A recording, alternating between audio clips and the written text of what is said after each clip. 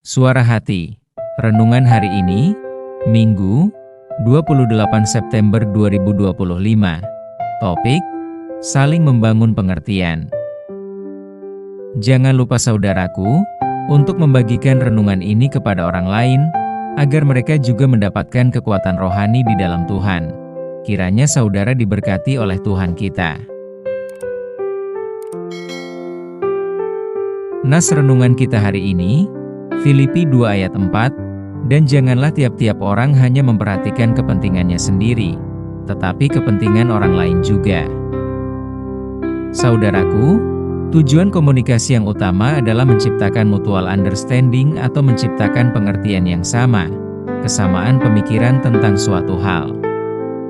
Di masa sekarang ini banyak cara yang dapat kita gunakan dalam berkomunikasi, mulai dari yang konvensional person to person, hingga yang modern seperti semua sosial media dan chatting apps, seperti dukungan jaringan internet. Dengan teknologi komunikasi yang ada sekarang ini, tidak ada lagi batas ruang, dan bahkan waktu, untuk berkomunikasi dengan orang lain, dan dari manapun dan kapanpun. Yang jelas saat ini, kehidupan kita tidak bisa terlepas dari internet. Siapapun itu, untuk setiap orang urusan pribadi, urusan pekerjaan, urusan keluarga dan berbagai urusan lainnya, akan menjadi sebuah masalah apabila terjadi gangguan jaringan internet, telepon, chatting. Dengan beberapa hal, dapat kita lakukan melalui jaringan internet, apalagi kebutuhan berkomunikasi dalam jarak jauh. Bagi siapa saja, baik personal maupun kelompok seperti dalam pemerintahan, bentuk komunikasi menjadi hal yang penting dan tidak dapat dipisahkan dalam kehidupan guna membangun menyelesaikan berbagai masalah dalam kehidupan sehari-hari. Mengapa begitu penting? Karena adanya pemisahan ruang dan jarak. Dengan hadirnya jaringan internet dalam kehidupan manusia secara personal dan kelompok, mampu mendekatkan yang jauh dan mampu membangun atau menciptakan kepentingan bersama atau mutual understanding. Dengan terbentuknya mutual understanding, maka dari hal-hal yang sederhana hingga rumit dapat diselesaikan dengan komunikasi melalui jaringan internet.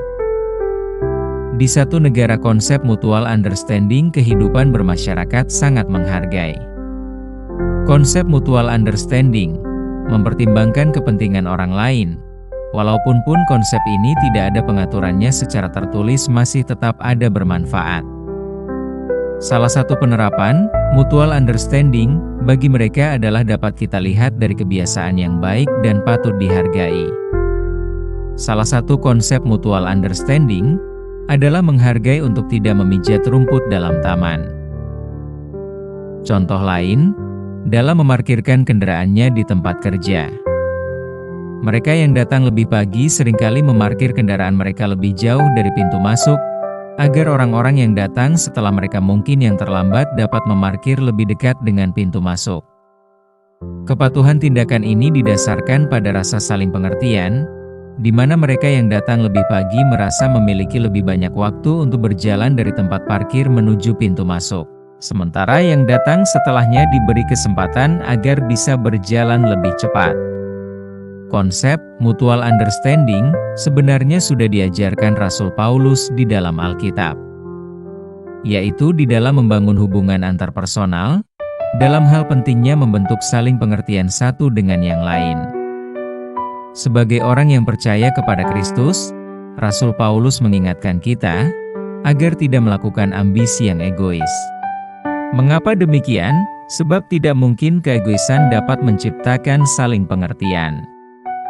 Keegoisan adalah kesombongan, dan kesombongan tidak menghargai rendah hati, dan orang yang tidak rendah hati biasanya menilai orang lain bukan lebih utama. Ketika kita bertumbuh di dalam kerendahan hati, maka kita akan lebih menghargai orang lain, dan kita bisa melihat kebutuhan mereka. Melalui nas hari ini, kita diingatkan agar menyingkirkan ego pribadi dalam melihat perspektif orang lain.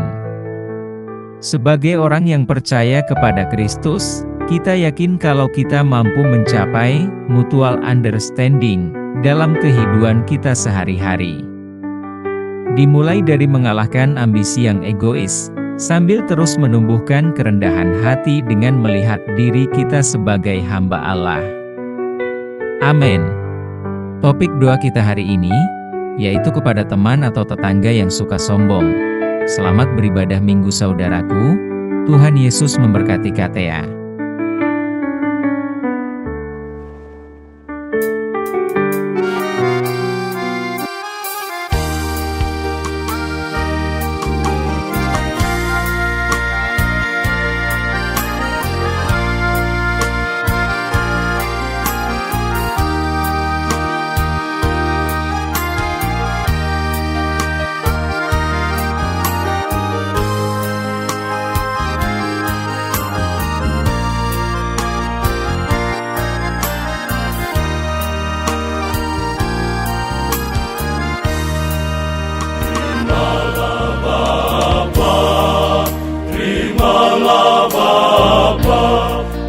Persembahan kami,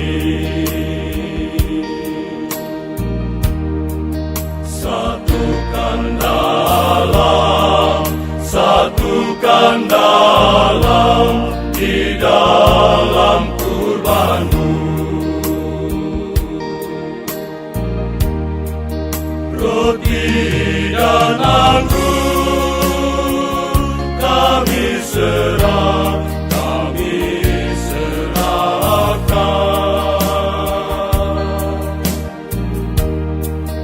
hasil jerih karya kami sembahkan,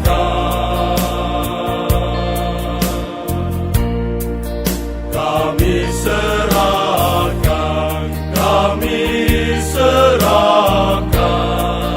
ke dalam tangan-Mu.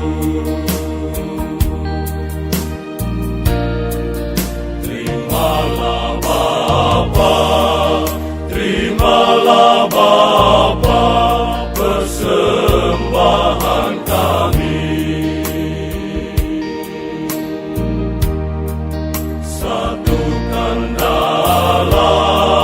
satukan dalam di dalam kurban-Mu. Kami bermazmur atas kasih-Mu, pertolongan-Mu setiap waktu, selalu nyata, selalu pakailah kami sebagai lagu. Kami bermazmur atas kasih-Mu, pertolongan-Mu setiap waktu, selalu nyata, selalu pakailah kami sebagai lagu.